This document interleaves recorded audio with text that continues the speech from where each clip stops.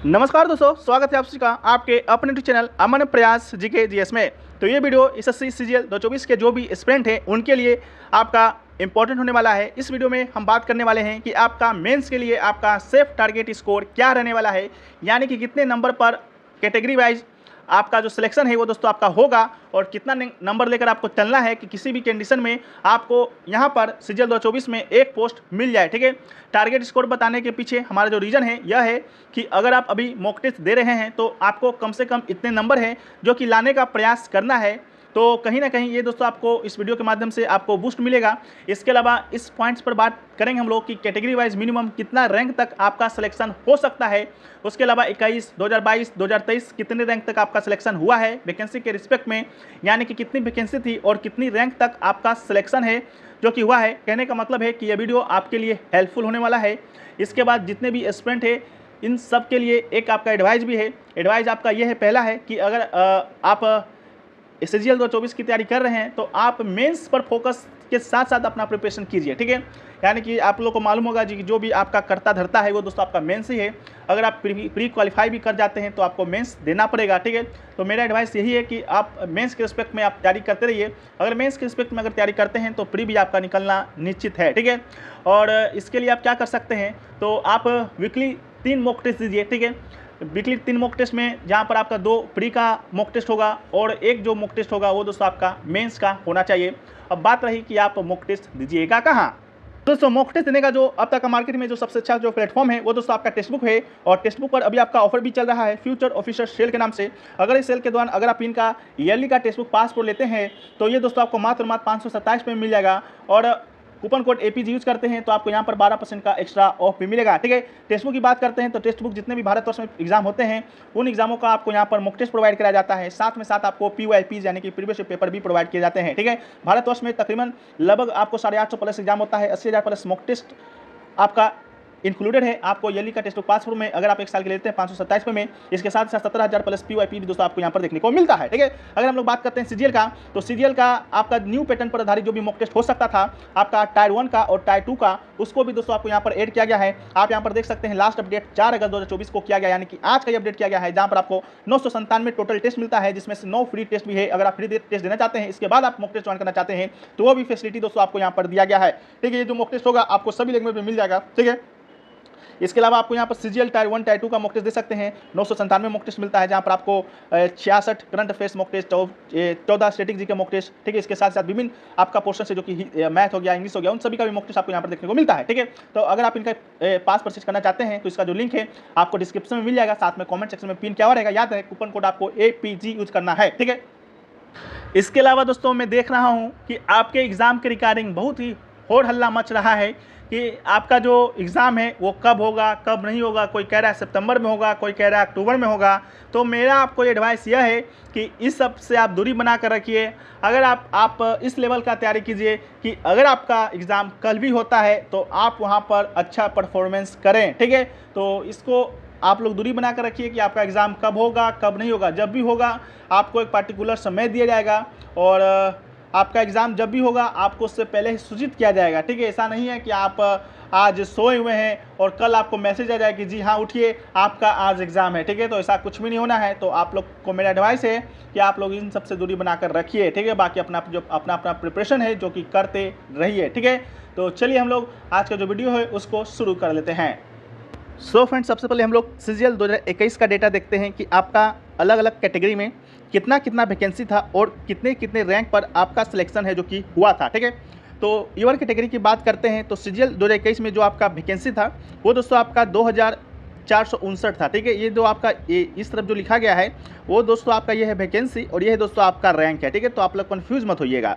इसके अलावा बात करते हैं कि कितना रैंक तक आपका सिलेक्शन हुआ था, तो ये दोस्तों आपका 3495 रैंक तक सिलेक्शन हुआ था। ठीक है, इसके अलावा ओबीसी की बात करते हैं तो ओबीसी का जो वैकेंसी था वो दोस्तों आपका 1507 यानी कि 1507 वैकेंसी था और आपका जो रैंक है यानी कि 4268 रैंक तक आपका सिलेक्शन ओबीसी में आपका हुआ था। इसके अलावा ईडब्ल्यूएस की बात करते हैं तो ईडब्ल्यूएस में 777 वैकेंसी था और आपका 4327 रैंक तक आपका सिलेक्शन हुआ था। इसके अलावा एससी की बात करते हैं तो एससी का जो आपका वैकेंसी था वो था मात्र 996 और आपका 5447 रैंक तक सिलेक्शन हुआ था। एसटी की बात करते हैं तो 564 आपका वैकेंसी था और 5784 रैंक तक आपका सिलेक्शन है जो कि हुआ था। तो यहाँ पर दोस्तों आप लोग देख सकते हैं कि जो यूआर कैटेगरी का था उसमें दोस्तों वैकेंसी का मात्र 1000 प्लस का रैंक का ही सिलेक्शन आपको हुआ था। बाकी विभिन्न कैटेगरी में आप लोग देखते हैं कि अगर वैकेंसी आपका कम भी है, विभिन्न कैटेगरी में आप लोग जो देख रहे हैं कि यूआर कैटेगरी का रैंक अगर आपका 395 है तो उससे ज़्यादा रैंक पर ही अलग अलग कैटेगरी में सिलेक्शन हो रहा है यूआर को छोड़कर, ठीक है। बाकी यूआर में की बात करते हैं तो पोस्ट का लगभग 1200 ज़्यादा रैंक तक का सिलेक्शन आपका होता है, ठीक है। ये डेटा दोस्तों आपका 2021 का था। इसके अलावा 2022 की बात करते हैं तो 2022 में भी आपका डेटा सेम टू सेम वही था। यूआर की बात करते हैं तो 14,826 वैकेंसी था और आपका जो सिलेक्शन हुआ था वो दोस्तों आपका 20,220 तक सिलेक्शन गया था। ओबीसी की बात करते हैं तो 7,928 आपका ये वैकेंसी था और 24,076 रैंक तक सिलेक्शन हुआ था ओबीसी का। और ईडब्ल्यूएस की बात करते हैं तो ये आपका 3,648 आपका क्या था तो वैकेंसी था और 25,228 रैंक तक सिलेक्शन आपका हुआ था। इसके अलावा एससी की बात करते हैं तो एससी का 5,328 वैकेंसी था और आपका जो सिलेक्शन है 29,789 तक गया था। और एसटी की बात करते हैं तो 2,771 वैकेंसी था और 31,626 रैंक तक आपका सिलेक्शन हुआ था। यहाँ भी आप लोग देख सकते हैं कि यूआर कैटेगरी का जो सिलेक्शन है अदर कैटेगरी, यूआर कैटेगरी का जो आपका सिलेक्शन है अदर कैटेगरी वाले से आपका कम है, यानी कि अगर आप यूआर के अलावा किसी अन्य कैटेगरी में हैं तो आपका सिलेक्शन जितना यूआर कैटेगरी में हुआ था अगर उससे ज़्यादा भी रैंक लाते हैं तो आपका सिलेक्शन होगा और हो सकता है वो हुआ भी है, ठीक है। इसके अलावा 2023 का भी डेटा को देखते हैं तो 2023 की बात करते हैं तो आपका यूआर कैटेगरी में 3,604 वैकेंसी था और रैंक तक बात करेंगे तो 5,465 रैंक तक सिलेक्शन हुआ है। और ओबीसी की बात करते हैं तो 1,750 वैकेंसी था, 5,640 रैंक तक सिलेक्शन हुआ था। ईडब्ल्यूएस की बात करते हैं तो 740 वैकेंसी था और 5,563 रैंक तक सिलेक्शन हुआ। एससी की बात करते हैं तो 1,189 वैकेंसी था और 7,034 रैंक तक सिलेक्शन हुआ। एसटी की बात करते हैं तो 576 आपका वैकेंसी था और 7,328 रैंक तक आपका सिलेक्शन हुआ है, ठीक है। यहाँ पर बात करते हैं आपका 2022 में एक मिनिमम कट ऑफ का, कट ऑफ तो आपका थोड़ा सा हाई गया था लेकिन एक मिनिमम कट ऑफ की बात करते हैं जहाँ पर आपका सिलेक्शन हो गया था, यानी कि एक ना एक कोई पोस्ट आपको सीजीएल 2022 में मिल गया था। वो जो कट ऑफ था आपका यूआर कैटेगरी का 291 था, ओबीसी की बात करते हैं तो 285 था, ईडब्ल्यूएस की बात करते हैं तो 281 था और एससी की बात करते हैं तो 258 था और एसटी की बात करते हैं तो 248 था आउट ऑफ 390। यानी कि 390 में अगर आप यूआर कैटेगरी के थे और 291 नंबर आपका आया था तो आपका कहीं ना कहीं किसी न किसी पोस्ट के लिए सिलेक्शन हुआ था। इसके अलावा ओबीसी की बात करते हैं तो 285 अगर आपने नंबर लाया था 390 में तो आपका सिलेक्शन हुआ था। ईडब्ल्यूएस का जो मिनिमम कटअप था आपका 281 पर आपका सिलेक्शन हो गया था सीजीएल 2022 में। इसके अलावा 2023 की बात करते हैं तो आपका ये कटअप 291 गया यूआर कैटेगरी का आउट ऑफ 390। इसके अलावा ओबीसी की बात करते हैं तो 302 गया और ईडब्ल्यूएस की बात करते हैं तो 302 गया और एससी की बात करते हैं 285 गया और एसटी की बात करते हैं तो 277 गया। यानी कि अलग अलग कैटेगरी में अगर मिनिमम आपका इतना नंबर था सीजीएल 2023 में तो आपका सिलेक्शन हुआ था, ठीक है। तो अगर आप लोग मॉक लगा रहे हैं, अगर आपका इतना नंबर आ रहा है तो आप मान के चलिए कि आपका जो सिलेक्शन है सीजीएल 2024 में किसी न किसी पोस्ट के लिए कंफर्म होगा, ठीक है। तो ये आपका सीजीएल 2023 का था, ठीक है, और ये आपका सीजीएल 2022 का था। सीजीएल 2022 में भी आप लोग देख सकते हैं कि जो ओबीसी का और ईडब्ल्यूएस का जो कटअप गया था लगभग सेम गया था, यानी कि 285 281 मात्र 4 नंबर का ही डिफरेंस था।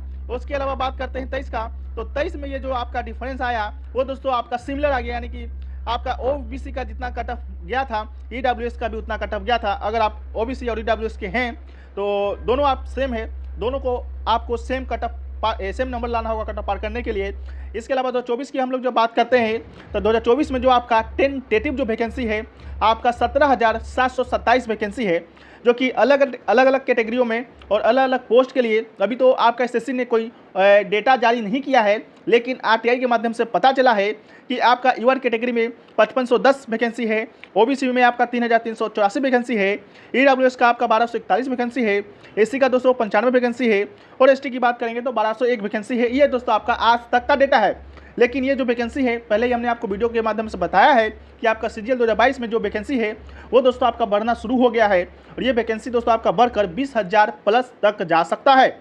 अगर वैकेंसी आपका बढ़ता है तो मान के चलते हैं कि आपका यूआर कैटेगरी का जो वैकेंसी आपका होगा वो लगभग 7,000 होगा, ठीक है, 7,000 होगा। ठीक है। और अगर 7000 आपका वैकेंसी होता है तो आप यहाँ पिछले साल का जो डेटा वहाँ पर देख सकते हैं कि आपका ईवर कैटेगरी में अगर आपका वैकेंसी 3604 था तो आपका जो सिलेक्शन है 5465 रैंक तक हुआ था, यानी कि 1000 से लेकर 1500 रैंक ज़्यादा का ही सिलेक्शन आपका हमेशा होता रहा है। तो इस बार भी मान के चलते हैं कि पिछले साल की अपेक्षा ही आपका ट्रेंड रहेगा। तो अगर वैकेंसी आपका 7000 रहेगा तो आपका जो सिलेक्शन है ईवर कैटेगरी का 8000 से लेकर 8500 तक अगर आपका आता है तो आपका सिलेक्शन है जो कि दोस्तों आपका हो जाएगा, ठीक है। वहीं पर ओबीसी की बात करते हैं तो आपका अगर रैंक है जो कि 10,000 तक आ रहा है या एग्जाम में अगर आपका आएगा तो आपका सिलेक्शन हो जाएगा, ठीक है। तो ये दोस्तों आपका एक मिनिमम रैंक था, ठीक है। इसके बाद बात कर लेते हैं आपका सेल्फ टारगेट स्कोर का कि आपको कितना टारगेट स्कोर लेकर चलना है। अगर आप अभी मॉक टेस्ट दे रहे हैं या अगर आप एग्जाम देंगे मेंस का तो आपका सिलेक्शन है जो कि किसी न किसी पोस्ट में आपका हो जाए, ठीक है। अगर वैकेंसी आपका 17,727 आता है तो 17,727 में एक पोस्ट आपको मिल जाए अगर आप इतना अपना सेफ टारगेट स्कोर लेकर चलते हैं तब, ठीक है। अगर आप यूआर कैटेगरी के हैं, ओबीसी कैटेगरी के हैं, ODWS कैटेगरी के हैं तो आपको 310 नंबर तक लेकर चलना पड़ेगा। इसके अलावा एससी के हैं तो 295 और एसटी के हैं तो 290 नंबर तक आपको लेकर चलना पड़ेगा। अगर आप लोग अभी मौके दे रहे हैं तो आपको इतना टारगेट लेकर चलना ही पड़ेगा। अगर कम आ रहा है तो खुद पर मेहनत कीजिए, अगर ज़्यादा आ रहा है तो और मेहनत कीजिए, ठीक है। तो ये दोस्तों आपका छोटा सा अपडेट था। बाकी आपको वीडियो पसंद आया है तो वीडियो को लाइक कर दीजिए।